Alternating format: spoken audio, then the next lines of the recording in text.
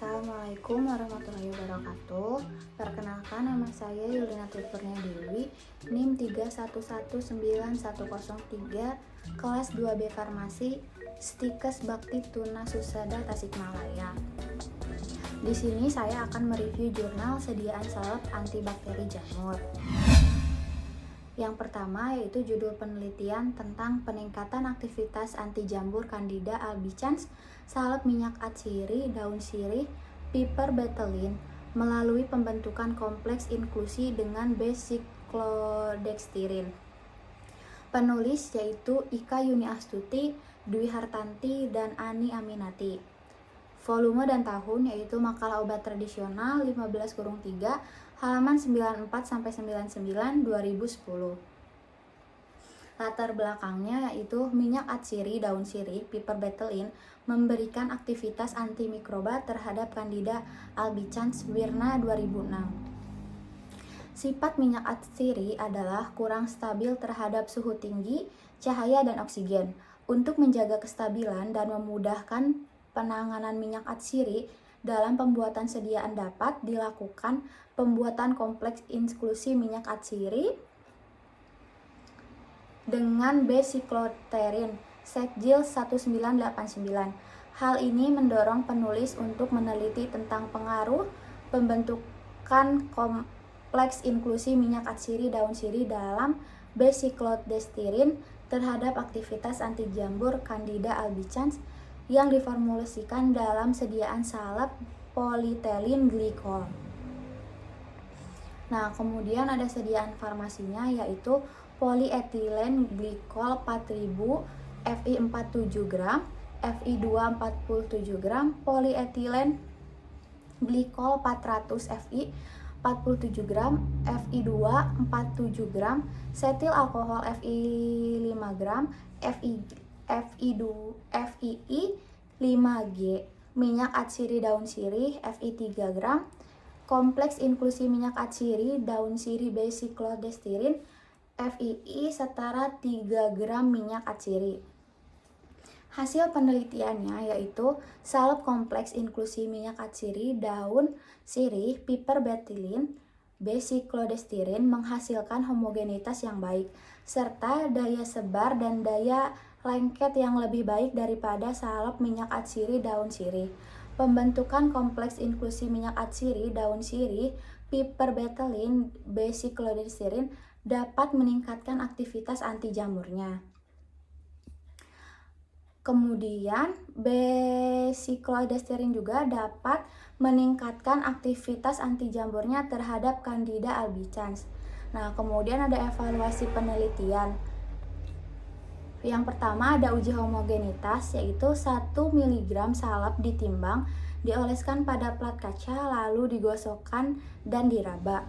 Yang kedua yaitu ada uji menyebar salep yaitu sebanyak 0,5 gram salep ditimbang lalu diletakkan di tengah kaca bulat berdiameter 15 cm. Kaca yang satu diletakkan di atasnya, dibiarkan selama 1 menit, ditambahkan 50 gram. Kemudian diukur penyebarannya. Yang selanjutnya itu ada uji lengket salep. Sebanyak 0,5 gram salep ditimbang, lalu dioleskan pada plat kaca dengan luas 2,5 cm. Kedua plat ditempelkan sampai plat menyatu, diletakkan dengan beban seberat 1 kg.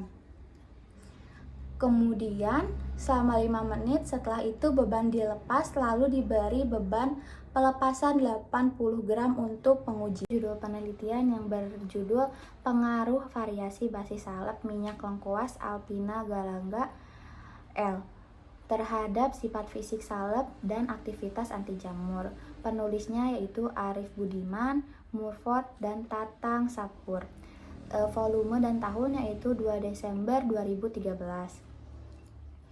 Nah, kemudian latar belakangnya yaitu rimpang lekuas Alpina galanga L telah banyak digunakan oleh masyarakat di dalam pengobatan tradisional sebagai obat infeksi pada kulit, yaitu sebagai obat anti jamur yang masih digunakan dalam bentuk sederhana sehingga perlu dibuat suatu sediaan yang lebih praktis dan efektif, yaitu dalam bentuk sediaan salep. Tujuan dari penelitian ini adalah untuk mengetahui pengaruh tipe basis, yaitu basis hidrokarbon, basis serat, dan basis larut air terhadap aktivitas anti jamur minyak rimpang lengkuas terhadap penghambatan pertumbuhan Malaysia furfur.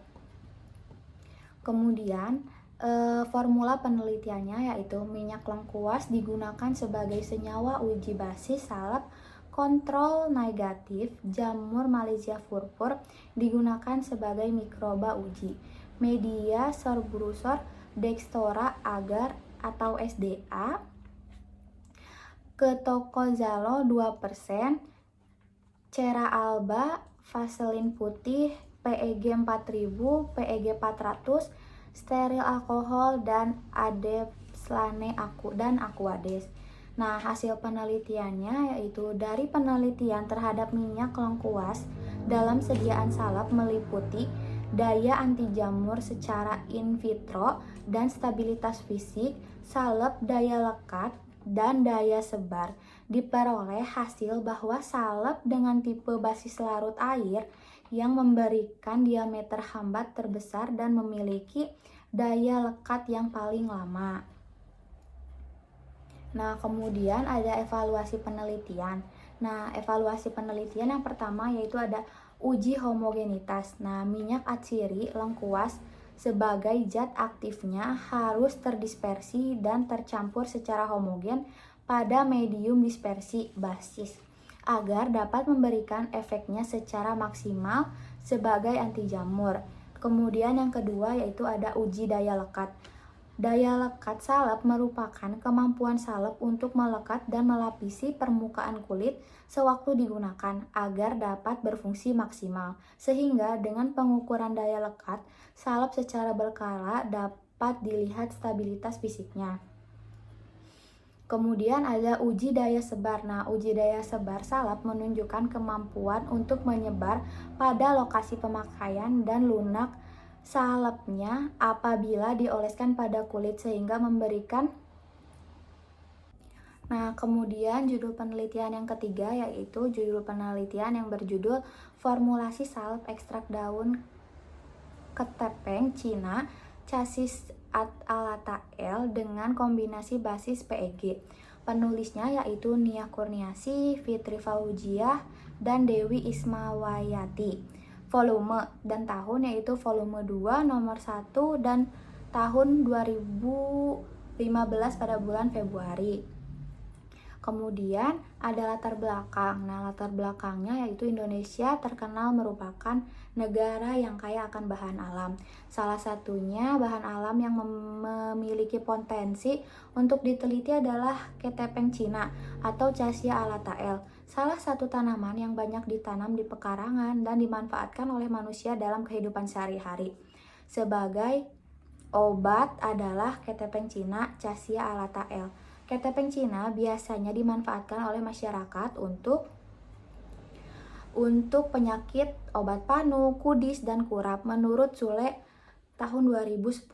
Kemudian formula sediaannya yaitu ekstrak etanol, daun ketepeng Cina, dan PEG 400, kemudian ada PEG 4000. Nah, hasil penelitiannya yaitu pada masing-masing formulasi terjadi perbedaan daya sebar ini dikarenakan adanya perbedaan konsentrasi antara PEG 400 yang dibentuknya cair dan PEG 4000 yang dibentuknya serbuk.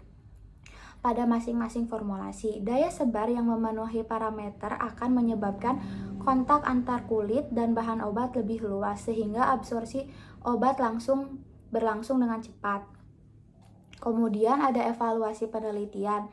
Nah, yang pertama ada uji organoleptik, yaitu pengamatan dilihat secara langsung dengan panca indera meliputi tekstur, warna, dan bau dari salep yang dibuat. Nah, yang kedua yaitu ada uji homogenitas. Nah, evaluasi homogenitas ditunjukkan untuk melihat susunan sediaan salep yang homogen dan tidak terlihat butiran-butiran yang kasar.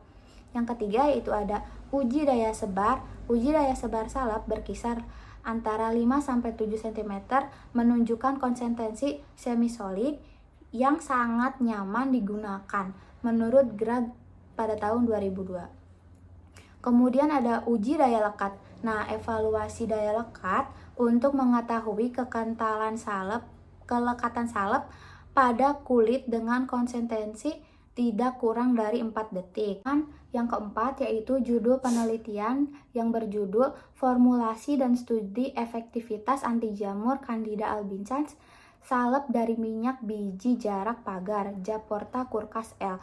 Penulisnya yaitu Mega Riaswati B tahun 2012 pada bulan Januari.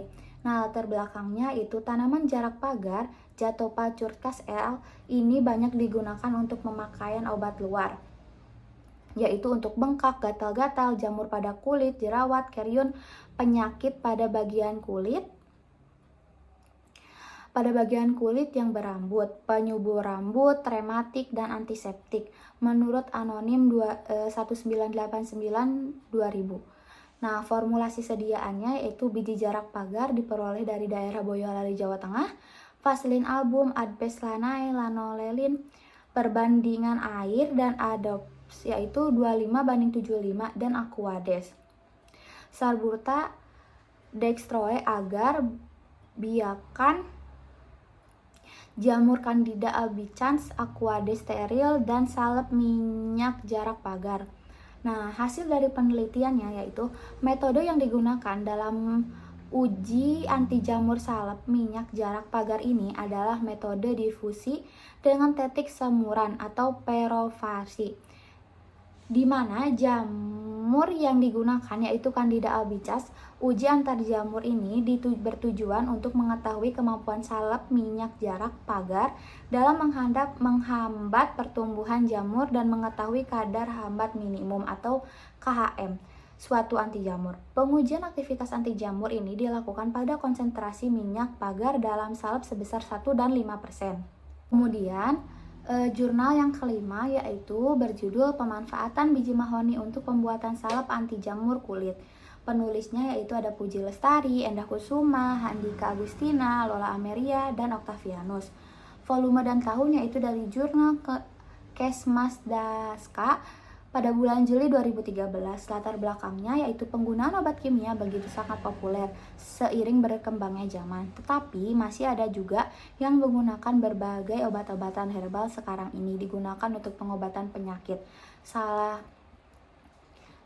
Salah satunya yaitu penyakit jamur kulit atau dalam dunia kesehatan dikenal dengan Tinea corpus. Biji mahoni memiliki sifat pahit, dingin, antipetrik atau penurun panas, anti jamur. Tujuan dari penulisan ini yaitu mengetahui manfaat biji mahoni sebagai bahan baku dalam pembuatan salep anti jamur pada kulit.